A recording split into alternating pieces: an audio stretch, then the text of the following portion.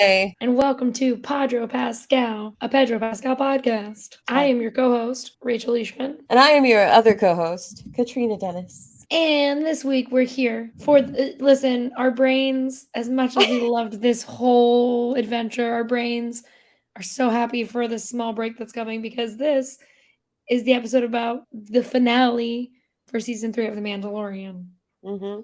which Mm-hmm. does end briefly the Pedro Pascal era of 2023. It's gonna kick back up in like a month, but right Yeah. now we have a pause. Yes, we're finally allowed to stop. Like it's been such a journey. It's been wild this year because it's been like a handful of movies, and then we rolled directly into The Last of Us, and then that overlapped The Mandalorian. So it's been a wild ride, but I really appreciate the fact that we could get this done and that all of you are listening and supporting us, and Mhm. All the the moms, yeah, thanks thanks to the moms. moms. We heard that Here's moms here's listen. the moms that listen to Padro Pascal. Thank you very much. Thank you. Thank you for listening to me when I, as I've still cough, when I had no voice, because I didn't realize how bad it sounded until I listened back and was like, oh no, I had no voice. Guys, this was the finale. And I was afraid there for a minute that Din Djarin, whose first name is Djarin, um, was don't get me started. Listen, we'll get into it. But I was worried that Djarin was gonna die. I can't do it. I can't I do it. can't There's do it. it's He's Din. thin. I can't do it. I don't know. Every article I wrote today, I used his full name because I refused. Yeah. Like I I was don't like, like I'm not writing. I'm writing Din Djarin. I I need to write it that way. I don't see there is no other Mando who uses that form. Like even Paz Vizsla. Like his last name was not Paz, let me tell you that. It was not Paz. because his son's fucking Ragnar. Ragnar Vizsla. But anyway, Katrina, what did you think about the finale and the season as a whole? I enjoyed watching. I don't know, this season was really fun. Like I think I just like didn't I don't put the same expectations on this show as I do on a show like Andor. So like I mean from the start, Mando has been John and Dave playing with their toys and inviting their friends over to play with their toys as well. And so to me, I was just like, oh, this is fun. But then again, I was like cool with Boba Fett, and sometimes it just like sometimes people just get really, really emotional about Boba Fett. And I was just like, that's cool, that's nice. I like the colors. Like I swear I have a deep critical like mind and stuff, but I kind of pick my battles when it comes to how deep I think and how open I am about it. And I just had a lot of fun. So especially with this final episode, like I think that it was exactly the amount of action I wanted. Like this whole season, the reason I loved it so much was because it felt like watching live action Clone Wars. Like Mm-hmm. and other seasons of Mando didn't feel like that, and I feel like that also changed the tone for a lot of people. So it kind of presented a show that wasn't it's not exactly the same as the last two Mm-hmm. seasons. So the moment I started watching it through a lens of like, oh, this is live action Clone Wars, was the moment I just really started loving the season. And so this finale was super, super satisfying for me. Yeah, and I don't know. I this season as a whole, I genuinely liked it. And I think like you said, like obviously I'm not holding it up to the standard of like Andor with like what it's tackling and the critical lenses. Like it has elements of that in this show. And like the show explores it well, but like this show is like a fun, dumb Star Wars that I love very much. While Andor is a completely different kind of beast, because much like Rogue One is very different than like a New Hope in how they view elements of Star Wars. And so I had a lot of fun. I think it was a fun fine season. I like where they took Din and Grogu's. I feel like partway through the season, it did feel like they were like, I don't know what to do with Din and Grogu anymore because their main storyline was tied to everything that happened in season 2. And so at the end, I was like, oh, I like how they did this and where they're headed and kind of how the series can continue with Din and Grogu, and like they've given us all the elements for that. I liked this season. I think I understand the people who were like, I didn't like this, and this. I get that. Wasn't me. I had fun. I woke up every day on Wednesday or every Wednesday morning and was like, I'm ready. Here we go. Ready for my Din and Grogu show. Ready for the ride. Yeah, I enjoyed it. Like that's from the beginning. I just kind of expected it to be a fun ride, and that's kind of what it was. And we got to spend a lot of time with characters that at the beginning of this series I didn't really think. I thought it would be kind of like a dream to see them even on screen once. Like Mhm. the long winding Bo-Katan storyline that we have gotten in this season has been really cool and super satisfying for anyone who has been a fan of Bo's like since the beginning to even see her come to life like in past seasons from uh to what she's become now. Like it's been a really good time to be a Bo-Katan fan, and it's been a really good time to be a Mandalorian fan. And I love how this final arc has like really fleshed out mysteries of their culture that we just otherwise didn't get any insight on. Like you don't really hear about the Mandalorians in the original trilogy, and you don't hear about them all that much in the sequel trilogy. So like Mhm. for the longest time, my curiosity was like, what were the Mandos doing between the OT and the sequel trilogy? And this arc has like very nicely and quickly filled out a lot of information about what happened to Mandalore, how long it's been that way, and what it's going to become. Yeah, and this finale, this was a good finale. Kind of just gave us answers that we needed, set up where everyone kind of is gonna go after the season, and whether it's when they show up on other shows, season 4, whatever it is, you kind of are like, okay, I know exactly what's gonna happen either in the middle of these 2 seasons or just on whatever show they're on. Like you know what their kind of deal is, and I liked that. I liked that there was always that fear. I was like, is Din and Grogu and Bo getting out of this? Like there are parts of this where I was like, they wouldn't kill, they wouldn't kill Bo Katan, right? Like they wouldn't kill her off. Not when like Sabine and like Ahsoka are in their own like that doesn't make sense. Like obviously everyone's gonna see. We know that it didn't happen, but the whole episode, I was like, what's going on? Is someone gonna die? They didn't, Yeah. but I was concerned. Yeah.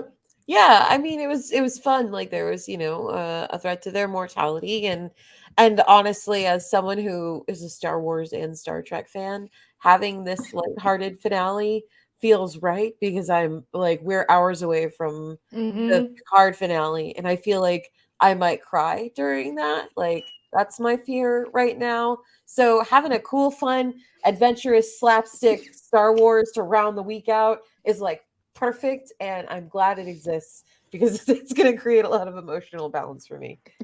You're like, great, now I'm balanced out. Thanks. Thanks, Thank Star you. Wars. Yeah, but to get into the episode, so it starts off pretty much right where we left off. Episode before, Din was taken prisoner by Moff Gideon's little fake Mandalorians, and Paz Vizsla died.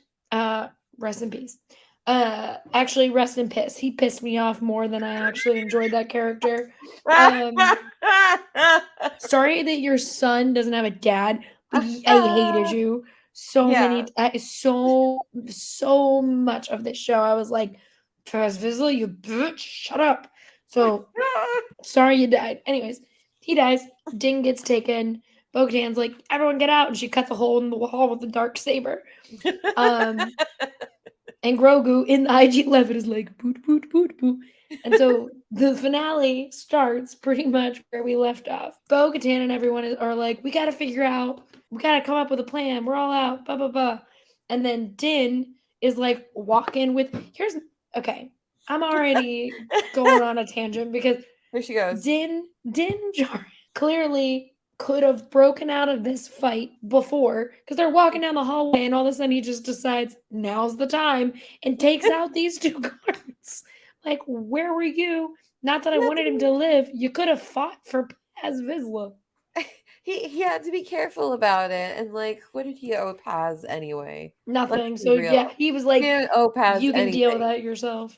Yep. You make your But bed in life. he like goes in this hallway, he's fighting them, he's kicking them, he's like sliding around with his I don't know when Din Djarin got real limber, but he was flip flopping, sliding around this whole episode. And right when you're like, oh no, that trooper's about to get him, Grogu shows up. So Grogu was like, I'm free. Okay, bye. I'm gonna go find my dad. See you later. And I guess Bo Katan said, go ahead. Just like, go Yeah, off, like go get your small dad. child. I'll take Go care off, of it. small child. I mean, And it's good. I wouldn't have wanted to have like 5 minutes of Grogu fighting Moff Gideon over what we got, which was pretty sick. it was so fun. Mhm. But so like basically Grogu saves Din, cuts the things off of like the binds on his wrist, and then it is just Din and Grogu in stealth mode Mhm. for the entire like first half of this episode. And by the two of them in stealth mode, it's Din Djarin like bent down, hiding in the shadows, and then it cuts to Grogu and he's in the IG-11 like running behind him, arms flailing, and I'm like, Din, you're not Your son. communicating with Grogu to hide. Grogu, you told Grogu, be brave, and that was the only advice that you gave him in this situation. And so he is just flailing, running behind you. Meanwhile, Din's like hiding like this, running around, trying to not get caught. Call him Double O Daddy. It was, it was a hot mess.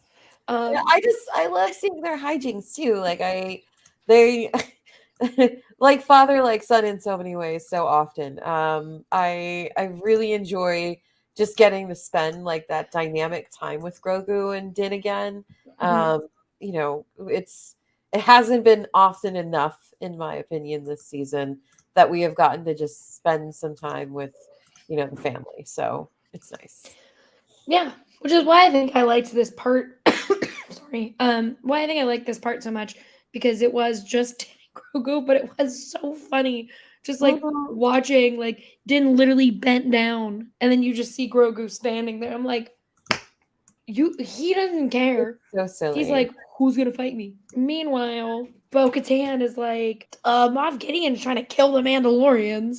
So she sends Axe Woves, which first of all, I was like, he's gonna be a spy. I thought everyone was a spy this entire fucking episode.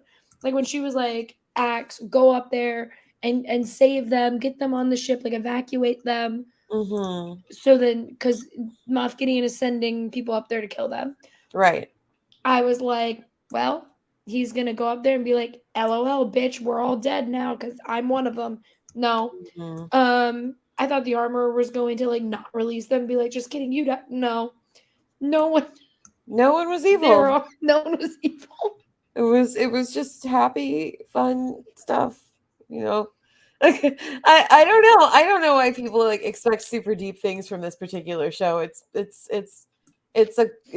not a bad show. This is No. not what I am saying. So don't anyone misconstrue me here.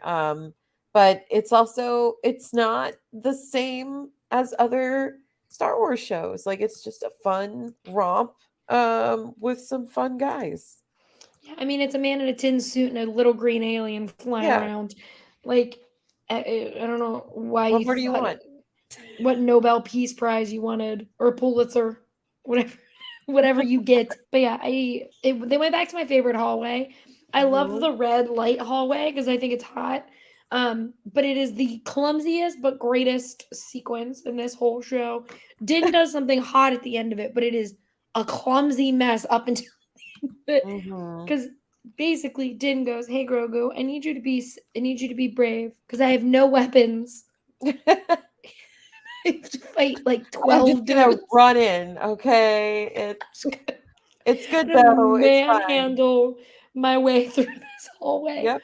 Because like the idea is that Bo-Katan is dealing with trying to get the Mandalorians down, save them so they can have reinforcements, save the Mandalorians, and then fight Moff Gideon and like take Mhm. control of Mandalore again. Yeah. Din is trying to find Moff Gideon in this process.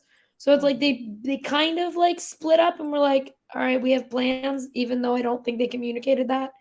But Din is, I know like Moff Gideon, we have to like find where his command center is. Like that's where he'll be.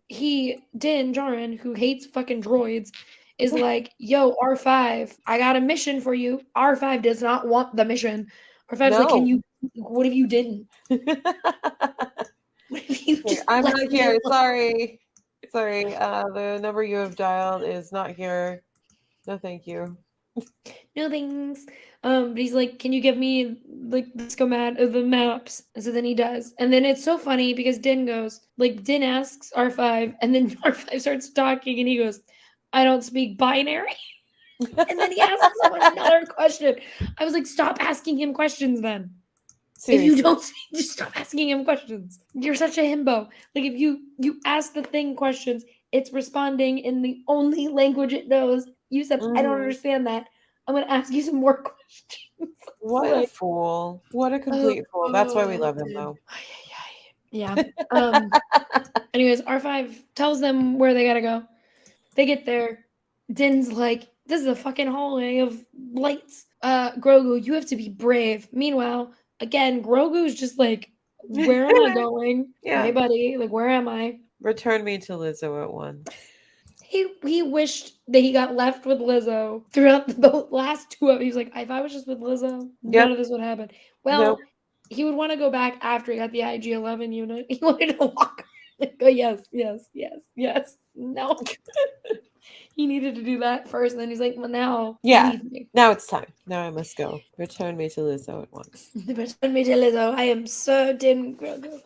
First of all, I don't know how anyone succeeded in this episode, because Din got a whole ragtag fucking team that he's working with, because Din actively trying to hide and like be in stealth mode while Grogu's flailing. Then he gets R5 who's like, I don't want to fucking do this. And then R5 is fighting like mouse droids, and he's like, get away, bye. And it's just everything is happening and is chaotic, and Din has no weapons, but yet somehow he just kills 10 guys. He manhandles them. He manhandles 10 men and gets to the end of this fucking hallway. You better believe it. To find a series of clones. Dude, I wasn't looking very close at the TV when the clones were in there, and like I thought they were Snokes, but then I like looked closer and it was like, they're all Snokes.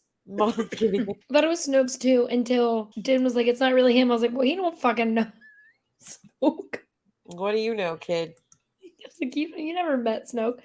Yeah, also Grogu, so relatable. Grogu was like, Din goes, don't worry, that's not really him. And the thing opens his eyes, and then the camera cuts to Grogu in between all of the clones like this. Like he's like stumbling around in the IG-11 unit, looking nutty.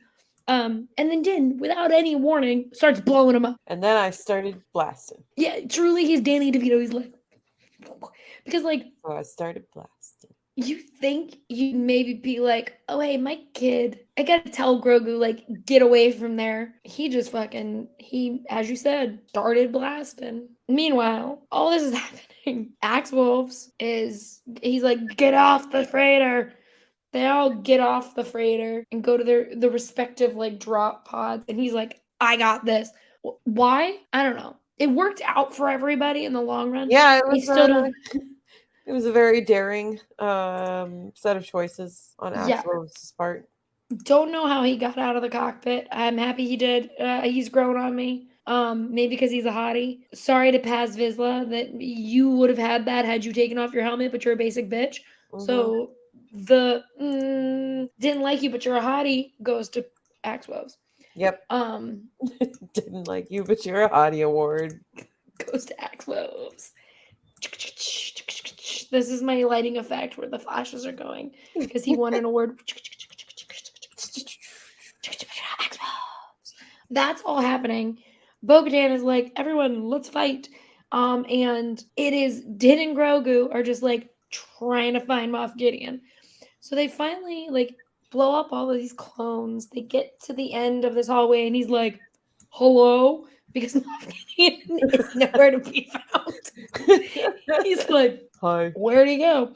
Which basically what you realize is he walked in a fucking huge circle Yeah. because it's the same exact spot that they separated. No, And that sounds he about took, right for Din. I mean, that, yeah. he's went like this. Like, that's exactly what he did. It's fine. You just walked in a circle. You could have just gone back the way you came and you would have been like, hello, I'm Hi. back. I'm back where I started. There's Paz Vizsla's dead body. I'm back where I started. Finally, Moff Gideon shows up. He's pissed. He's so mad. He's like, hey, you killed my clones. They were gonna be force sensitive. How dare you hurt my babies? Here's my question for you. How does that matter to him? I don't know. Like, you're not force sensitive. Yeah. So what does it have to do with, like, you're Well, I not think that also, well, that ties back to what Moff Gideon was trying to do in the first season with Grogu, was take him for his force powers. So I think that's just like a nod to that. Yeah, but like I still don't understand, like, Moff Gideon's giving it to his clones, but it wouldn't apply to him. No, yeah, exactly. I mean, it sounds like a pretty poor plan anyway, because historically, in stories like this, the clones kind of turn on you and stuff eventually. So, maybe not the best decision on his part. Yeah, no one thought anything through. No one used a brain cell. Because then Moff Gideon is like, I'm gonna fight you. This is the end. Because Din at some point earlier said the only way that this ends is like when Moff Gideon is dead. Mm-hmm. Like, if any version of Moff Gideon exists, we can't live a life, meaning him and Grogu. Yeah. And I was like, for sure about to die. Again, Yeah. no one dies. Again, no one dies. I thought it was going to be a murder suicide. Jesus. Oh my God. It's been on the brain. I thought Succession was also, when everyone was losing their minds about Succession, I thought it was also a murder suicide. So it's been on the old noggin. I was like, yep, this is it. This is what Din does. He's fine. But Look at how media has conditioned us. I was like, Din's gonna die. Din is fine. He's been fine every single season. Every naysayer in that world who's like, insiders told me that Din's dying. He didn't. Din didn't die. He didn't die after season 1. Didn't die after season 2. Didn't die after season 3.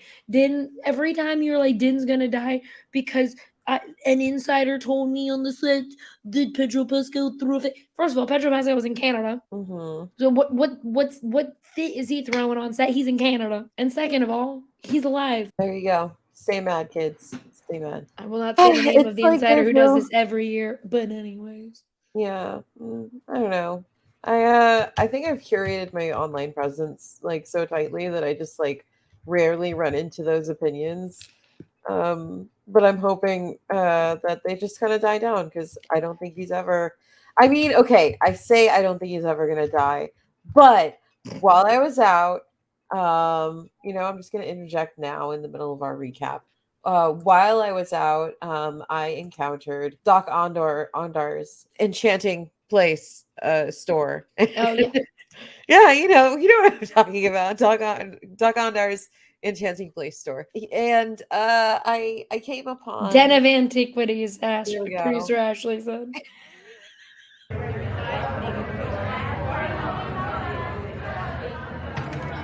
So while I was out on my trip, I noticed that not only does Din's helmet now rest on the wall at Doc Ondar's, but now so does Grogu's chainmail. Like, they're both there in the video. And it makes me nervous about season 4, because who knows if this will hold true. Listen, there's so many years. I stand by. They just retired and they were like, here you go. I hope so too. Everyone else on that wall is dead, so yeah. I mean, even so, they still got like 20 some years. Oh yeah, they'll be fine. Yeah. They probably Din would be 60. Yeah, true. It's okay. Hopefully he will have actually traded his helmet out, at least for a new one by then, because it would be very icky if he didn't. Yes. Oh God, if you didn't get a new helmet in however many years, buddy. So what is happening? To cut back to the episode. To cut back to the episode of the Mando after we went on a tangent. So, like I said, Din and Grogu are just like, "Yo, Moff, where are you? Hello." And then Moff Gideon is like, "You get on my clothes," and Din's like, "What are you gonna do about it?" And the answer to that is fuck you up. Like Din Djarin is just laying flat on the ground because the Red Guard comes out and they're like, whoop, whoop, whoop, whoop, whoop, time to fight. Because Din Djarin again knocks out like 4 regular fake Mandalorian trooper people. And then fights briefly with Moff Gideon. And Moff Gideon's like, here's my reinforcement. And Grogu makes a real mad face when Din is on the ground being attacked by the Red Guard. He's like, and he like does something, and then all the Red Guards like, okay, I'm gonna come get you. And it truly is so funny because it cuts Din's like on the ground yelling no, and it cuts to Grogu and he's clearly like, oh shit. Like, he's like, I fucked up. I just love it. I love, again, like father like son. They have ideas. They don't really have plans. That's they're idea guys. Yeah, he goes, get away from my dad. Oh no, they're coming for me. Like, it was like he fucked around and found out real fast. He was just like, oh, fuck, gotta run. And so he gets trapped in a room, which my favorite part is I watch things with the captions on just because if something's going on, like it's on there, I don't really miss anything. That way I can see what's happening. And if you put the captions on, Grogu gets trapped in this room with the Red Guard. They take out his IG-11 unit, and you can tell that they're like about to kill this little green guy. Within seconds, he is up on a rafter. He is like fully like, fuck you guys. And he's laughing. It says laughing in the thing as he's going hee as he's flinging himself from bit to bit, which does bring me into my favorite bit of season 3 of The Mandalorian. Yes. Which started all the way back in episode 1 when IG-11 was attacking them and Din Djarin said Karga and threw Grogu. It happened when Grogu flung himself out of the Naboo fighter. It happened when he got so excited to see Lizzo that he flung himself. And then it happened this episode when he flung himself on these rafters. Somebody on that set had to just yeet this fucking puppet. I love it. Oh, I love watching them throw the puppet around. It's my favorite part of the show. Like, that's why the puppet doesn't move. You can't expect Andor standards from a show that throws around a puppet like that. Okay, this is for fun. It just he moves in every other part, and then they throw him, and it's like this. He's like flung. He just likes to jump. He jumps up and down. But it's very clearly like the cheaper end of the puppet. Like they clearly not like we're gonna throw the like millions of dollars puppets that moves and it like has a.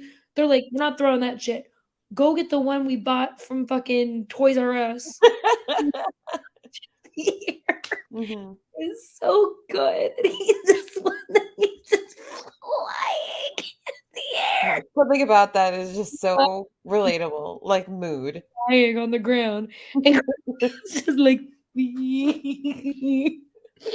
oh, it's so funny. He's having the time of his life. He's bopping. He's like, boop, boop, boop, you can't get me.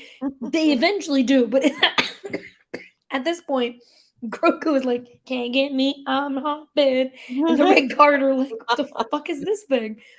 Din, on the other hand, is getting the shit beat out of him by Moff Gideon. And much like earlier when he was getting beat up, you thought this was the end. Bo-Katan comes and saves his ass. As Axe Woves is crashing the freighter. Seriously. I thought he was gonna like just sacrifice himself for no reason, but then he like popped right out. I'm like, oh, okay, good. He was like, this is the way, and I was like, oh, okay, yeah, sure, man. I guess that is the way out of the ship. Correct. And you found the way out. Good job. Bo-Katan comes down. She's like, I got this. Go get your kid. First of all, Grogu is still bopping up in the rafters. Grogu's like, I don't really need your help right now. I'm having fun. I'm in the rafters. But Din's like, you got it. And just leaves Bo-Katan with Moff Gideon to go into the other room to like get Grogu. Yeah. And what timing, because Grogu gets knocked down, all of the pillars fall on him, and it is literally that scene from Batman Begins when Mhm. Michael Caine is like all those push-ups and you can't lift a bloody log. That's what this is. Like all that force shit and you can't lift a pillar. Just like laying under this pillar like no. And the Red Guard are closing in. They're like, we're gonna get him. And then Din Djarin's like, what up? I'm a cowboy. Pew, pew, pew, pew, pew, and just starts shooting the Red Guard. Love it. It ends up being one of the greatest yet funniest fights I have ever witnessed. Because like Din is like physically fighting them, like shooting them, grabbing weapons, like hitting them with shit. And then you just see Grogu on this side going like this and just like push some guy across the fucking room. And he does it a couple of times. Like he just sits there and he'll be like, foosh, foosh. That was my force. Good job. Foosh. The force is strong with you. The force is strong with me. I am one with the force, and the force is with me. Yeah, he just like force throws people. Eventually, these two they kill the 3 Red Guards, but it is genuinely cool yet funny to watch. Just because Din is like sliding, he's hitting, he's doing, and then it's just Grogu standing in a corner like. All right, buddy. Thanks, Dad. Thank you. Then we get into my favorite little Grogu moment too, when he slides and all of the fire's coming and Grogu just like slides like Din into a Oh. fight. Because once they finish off the Red Guard together, they're like, oh, let's go see what Bo-Katan's up to. And so they go outside. Meanwhile, Axe Wolves is like, y'all, get out. I got a freighter coming in. They're still on this fucking like Axe Wolves' plan is a good one. He's like, I'm going to take out the base with this freighter I'm on that I can get out of. Right. Get everyone that is our person out of there. I'm a crashing in the base, and then we have taken Mandalore back. Mm-hmm. Pretty good plan. The problem is you have 2 fucking idiots and a child fighting Moff Gideon, and they're not smart enough to be like, yeah, let me get out of here. They're like, no, I gotta kill this guy. Exactly. He would have died. Exactly. Clearly, he would have died no matter what. You guys could have just left. And he would have burned. But you two are dumbasses who were like, we're going to fight him right now. Which, listen, it works out only because of Grogu. Because Moff Gideon destroys the Darksaber. Bo-Katan's like, what the fuck? She's about to get murdered. Grogu and Din pop out. The fire is raining. They're all like, what's going on? And then as Moff Gideon's being like, oh, I'm great, Axe Wolves drops the freighter. It explodes. Moff Gideon catches on fire. And then the fire, which Bo-Katan's helmet is gone. So I was like, well, she doesn't even have Beskar to protect her. She's dead. The fire is happening. It's coming towards them. And all of a sudden, it cuts over. And Grogu he has like created a force field around him, his dad, and his mom. And he's just like, I got us, y'all. Don't worry. And he's protecting them. And then, it legitimately is, like, as we were watching it this morning, friend of the podcast and my roommate, Leah Thomas, they did this for the memes because he legitimately does look like Fire Elmo. He's just like, I got this. Like, he's just standing there. He's like, don't you worry.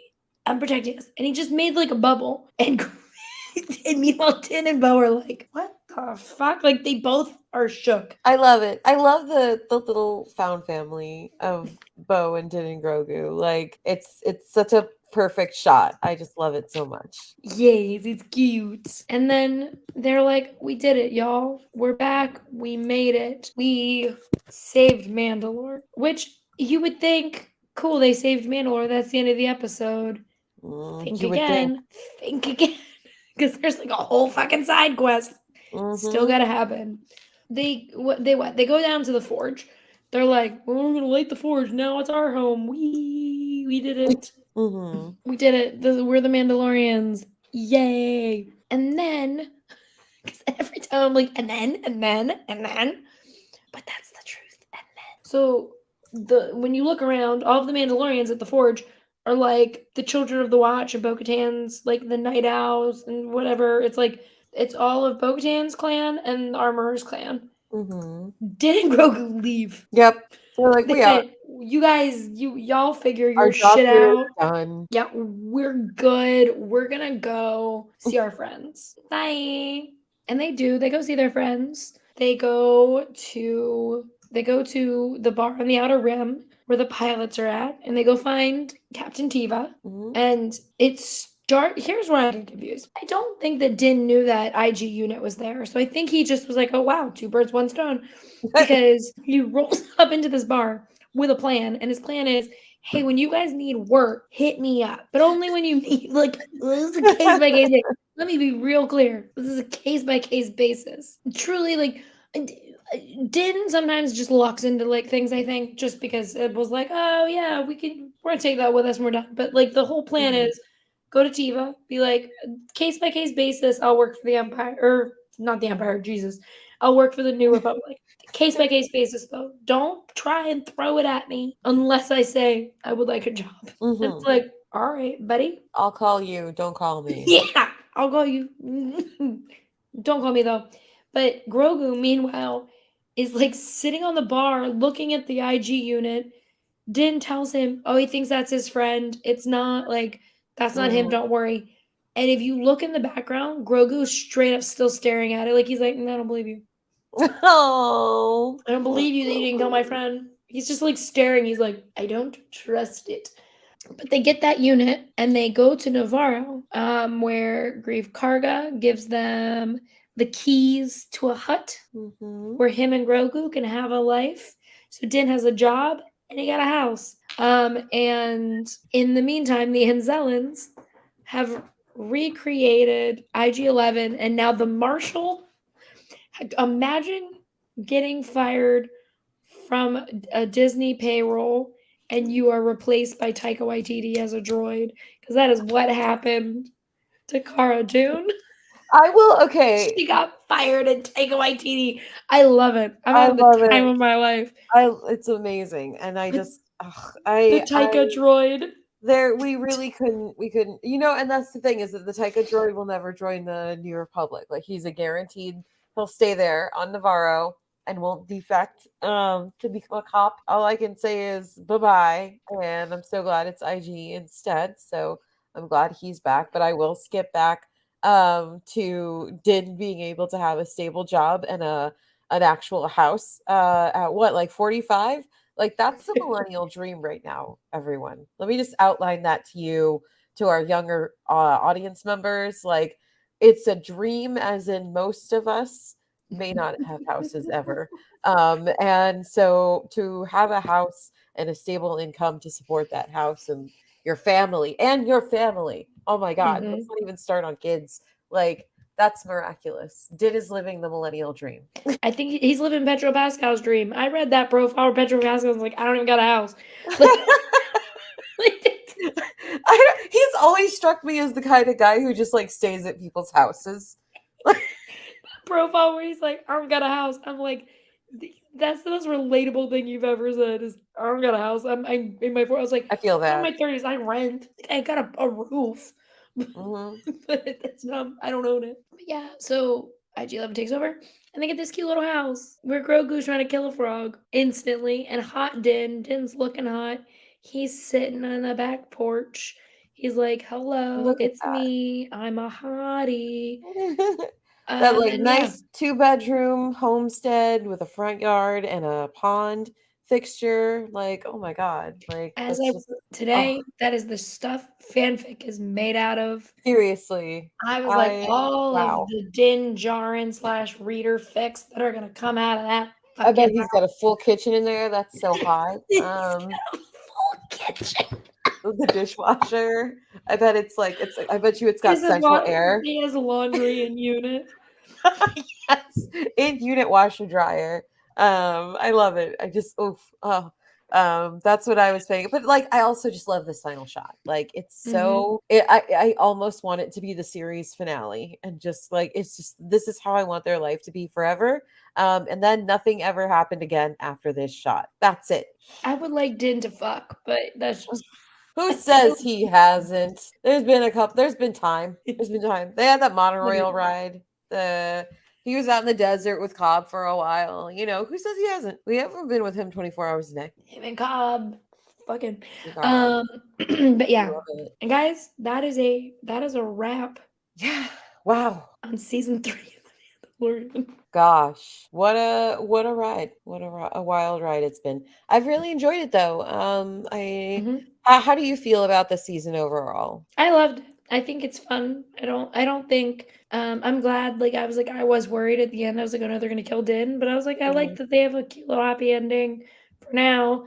I Yeah. think the setup of he can work for the New Republic is going to be like when we come to the Mandalorian, like Din can go and do these missions and you're on them Mm. with him, which I think is a fun thing for a show like this where people love Frog Lady and like all the people that they meet along the way. Yeah, yeah, absolutely. What about Cute. you? I enjoyed it. Like I think that like I said, my expectations were always at a different, I guess, point or something like that in Mhm. comparison to what other people might have expected from this season. But I really enjoyed it. I thought it was a lot of fun. I liked getting to just like be with our favorites for another hefty season of adventures. Honestly, I just my only critique was that it could use even more side quests. Really. I agree. But with that, it brings us to everyone's favorite time of the week. Hmm. Stash, stash, stash, stash, stash, to stash, stash, stash, stash, stash, stash, to stash. The stash on everybody's lips is gonna be Hey. Pedro's. Welcome to Stash of the Week, where we pick our favorite mustaches of Pedro Pascal's. Katrina, you're gonna go first. I'm going first. All right, my stash of the week is the supportive brother stash that accompanied Hell a yeah. few articles about how much Pedro Pascal supports his sister. And it's a great mustache, honestly, and great hair too. I Mhm. just feel validated whenever he like has his hair like this. I'm like, that's how I wake up as well. So it's He it's a good shot. literally he literally woke up like this. I'm assuming this one is producer Ashley's. It's a classic. It's my iPad background, so I have to respect it. And mine is this Lakers shirt that he wears all the goddamn time. Um, hey, I don't have to be anywhere. I'm wearing my Lakers shirt. Like, someone get this man a ticket to the fucking Lakers. I swear to God. I'm sure he's been like he's been out and about a lot recently, so maybe he's seen the Lakers. I hope he has. Basketball season's over, I No, think. okay. I wouldn't know that. Hold on. I'm looking it up. Basketball season end. When does it end? Wow. Oh no. I think it's in playoffs. I don't fucking know. Oh wait, no, it's over. Wait, hold on. Wait, let's see. I'm on the NBA.com. The playoffs began 5 days ago. Oh, okay. I don't know where the Lakers are in it. Guys, we're getting way too into sports for as late as it is. We know how it's work. All I'm saying is, someone take this man to a Lakers game, please. He deserves But yeah, and that's what I wanted for my stash. Well, guys, this is a wrap on our big old. This is a wrap on The Last of Us Adventure. Stop biting me. Anyways, so this is a wrap on our big whirlwind adventure with Pedro Pascal. We had a lot of content, a lot of events. Everyone in this room has seen him in the same room as them this year. It's been busy. Yeah, But we will at some point do a wrap up for the season, and then we're gonna go on a little break. Not a long one because this bitch is busy. same. Yeah. So next week we'll have a wrap up episode for everybody where we just talk about whatever news we missed, what is coming up for him, and Hmm. what we're gonna do after the break. Hopefully, some teases. We don't fucking know. We never know. It's why you listen. For the surprise. For the chaos and when we figure some shit out. You never know. You never know what you're gonna get here because we sure as shit don't. And yeah, so like, rate, review, subscribe, tweet at us, tell your moms. Actually, moms, tell your husbands or your wives Mhm. or your partners. This is an inclusive podcast. I got them all. I went through it in my head. I was like, Mhm. nailed it. Mhm. Yeah, but like, rate, review, subscribe, tweet at us. Katrina, where can the people find you? You can find me anywhere on the internet if you look for O Katrina. That's OHCATRINA. I am doing so much work over the next couple of weeks, but in May, I will be returning to streaming on Twitch, which I'm really excited about. So just look for me as O Katrina again over on Twitch and give me a like so that you get notified when I start streaming again. What about you, Rachel? You can follow me on Twitter at Rachel Leishman. As of 12:39 a.m. on 420, I still have my verified symbol. So if you just search Yeah, looks Rachel like it. Leishman, Yeah. if you just search Rachel Leishman, I still have that. I don't know what's gonna happen. He's gonna probably make some joke about being high and not doing it. Anyways, you can follow me on Instagram at Rachel_Leishman. My work is on the Mary Sue and Collider. Benjamin. Mary Sue and Collider.